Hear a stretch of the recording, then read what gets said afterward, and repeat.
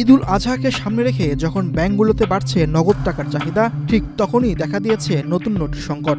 গত এক সপ্তাহ ধরে কয়েকটি বাণিজ্যিক ব্যাংক চাহিদা অনুযায়ী নগদ অর্থ পাচ্ছেন না বাংলাদেশ ব্যাংক থেকে।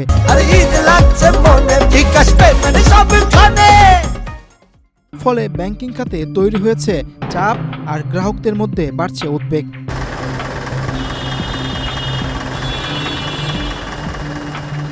ব্যাংকগুলোর অভিযোগ, চাহিদার তুলনায় নগদ সরবরাহ অনেক কম। কোনো ব্যাংক 580 কোটি টাকার বিপরীতে পেয়েছে মাত্র 120 কোটি টাকা, আবার কেউ 120 কোটি টাকার বিপরীতে পেয়েছে মাত্র 40 কোটি টাকা।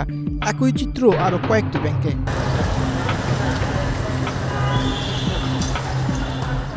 তবে বাংলাদেশ ব্যাংক বলছে এটি কোনো তারল্য সংকট নয়, মূল সমস্যা নতুন নোট ছাপানোর ঘাটতি। কাগজ ও কালি সংকটের কারণে চাহিদা মতো নতুন নোট সরবরাহ করা যাচ্ছে না।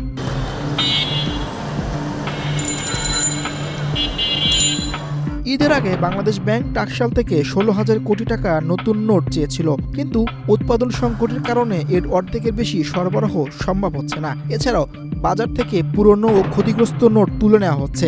নতুন নোটের বদলে বড় নোট সরবরাহ বাড়ানো হয়েছে, কারণ কুরবানির ঈদে বড় নোটের চাহিদা অনেক বেশি। বর্তমানে বাজারে মোট মুদ্রা মজুত রয়েছে প্রায় 24 লাখ কোটি টাকা, অর্থাৎ অর্থের ঘাটতি নেই, সংকট শুধু নতুন নোট ছাপানোতে।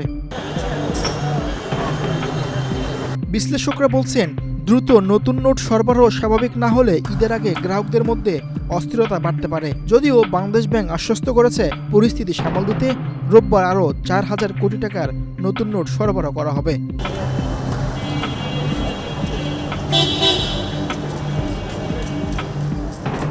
বীর হোসেন সরকার, বাংলাদেশ প্রতিদিন।